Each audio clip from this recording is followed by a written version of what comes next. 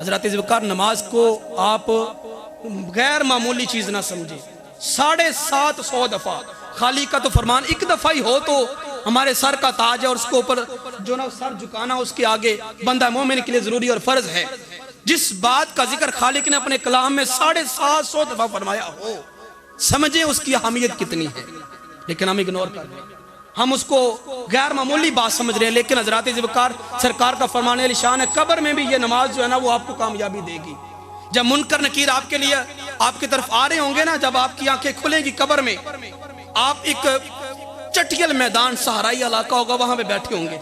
आप ये जो 4 गज की कब्र होती है यहाँ पे नहीं होंगे। जब आपकी आंख खुलेगी आप खुले मैदान में बैठे होंगे। ऊपर सिर्फ छत आसमान की होगी, ना कोई दीवार होगी, ना कोई दरख्त होगा, ना कोई झाड़ी होगी, कुछ भी नहीं होगा।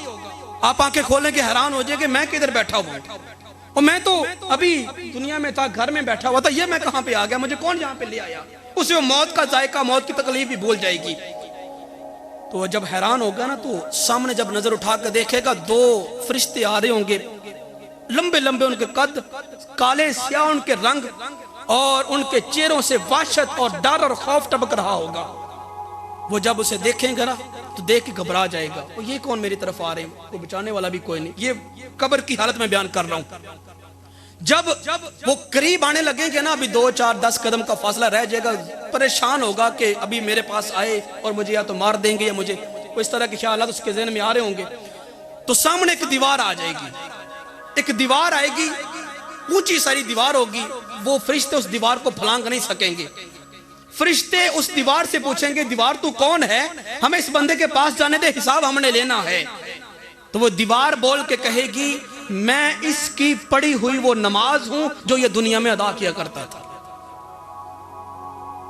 ये नमाज आपको कब्र में भी फायदा दे रही है। मैं इसकी पढ़ी हुई वो नमाज हूं जो इसने अदा की थी। आज खबरदार, मैं तुम्हें इसकी तरफ नहीं जाने दूंगी, उधर से आ जाओ। इधर से आएगा वो फरिश्ते, अब इधर से आते हुए नजर आएंगे दाईं तरफ से। फिर वो बंदा परेशान होगा, अभी इधर से तो बच गया, यहां से कैसे बचूं। अब जब वो करीब आएंगे तो एक और दीवार खड़ी हो जाएगी। फरिश्ते पूछेंगे, तू कौन है। वो दीवार बोलेगी, मैं इसका रखा हुआ रोजा हूं जो ये दुनिया में रखा करता था। वो इधर से भी बच जाएगा।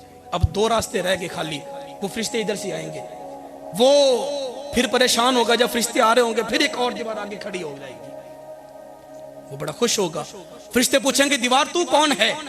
तो वो दीवार बोल के कहेगी, मैं इसका दुनिया में किया हुआ हज हूं और उम्रा हूं जो इसने अदा किया था। इधर से भी बच गया। अब एक सरांदी वाली तरफ बच गई। फरिश्ते उधर से आएंगे, फिर परेशान होगा, फिर दीवार आगे खड़ी हो जाएगी। वो फरिश्ते पूछेंगे, दीवार तू कौन है। तो वो दीवार बोल के कहेगी, मैं इसके हाथ का दिया हुआ सदका हूं जो ये दुनिया में मेरे रब के नाम पे खैरात किया करता था, मैं वो हूं। अब 4 दीवारी उस बंदे के इर्द गिर्द खड़ी हो जाएगी। वो फरिश्ते पीछे ही से बैठकर उस बंदे से सवाल करेंगे और वो बंदा वहां पे बैठकर उनका जवाब दे देगा। आप सोचें, ये तो अब सुभान अल्लाह तो मुंह से निकल गई, बेसाख्ता निकल गई। लेकिन सोचे, क्या हमारे पास वो सामने की दीवार है? क्या मेरे लिए दाईं तरफ वाली दीवार है? मैंने रोजे रखे हैं जिंदगी में, पिछले जितने मैंने रमजान गुजारे, फर्जियत उनकी मैंने एहतमाम किया, पिछली जिंदगी की नमाजें मैंने अदा की हैं। क्या ज़कात फर्ज होने के बावजूद मैंने अदा की है? वाजिबी नफली सदका मैंने कभी अदा किया? क्या मैंने कभी उम्रा या हज किया इस्तिताअत होने के बावजूद? अगर नहीं किया तो फिर सुभान अल्लाह नहीं, अस्तगफिरुल्लाह कहने का मकाम है, फिर सुभान अल्लाह नहीं। ये वो मकाम है जो इंसान को जो ना वो तब्दीली की तरफ लेके जाता है, इंसान की सोच को बदलता है। हर मौके पर सुभान अल्लाह भी काम नहीं आती। सोच रखें अपने अंदर। हर रोज हमारे साहब फरमाया करते थे कि ए बच्चों, कि जब तुम शाम को सोवो ना, शाम को सोवो इशा के बाद 2-4 मिनट 5 मिनट अपने माथे पे ऐसे करके बाजू रख के ना चारपाई पे लेट के सोचा करो जरा, सुबह से लेकर शाम तक ये 12 घंटे का जो वक्त तुमने गुजारा है वो कैसे गुजारा। इनमें तुमने अच्छे अमाल कितने किए, बुरे अमाल कितने किए।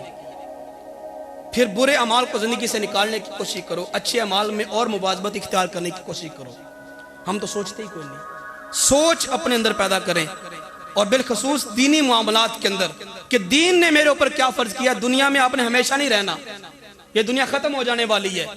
तो जो ही आंख बंद हुई फौरन हिसाब आपका शुरू हो जाना कि क्या करके आए हो। उस हिसाब से पहले जो है ना वो अपना हिसाब ले लो अपना खुद ही कि मैं क्या कर रहा हूं। एक प्यारा जुमला आपको कहीं पे लिखा हुआ दिखाई देगा, सल्ली कबला अन तुसल्ली, नमाज पढ़ इससे पहले कि तेरी नमाज पढ़ी जाए। सल्ली कबला अन तुसल्ली, नमाज पढ़े जाने से पहले अपनी नमाज पढ़ ले। तो हज़रात ज़िवकार ये नमाज आपको दुनिया में भी फायदा देती है, हशर में भी फायदा देगी, कब्र में भी फायदा देगी। अल्लाह पाक में 5 वक्त की नमाज बाद जमात अदा करने की तौफीक अता फरमाए।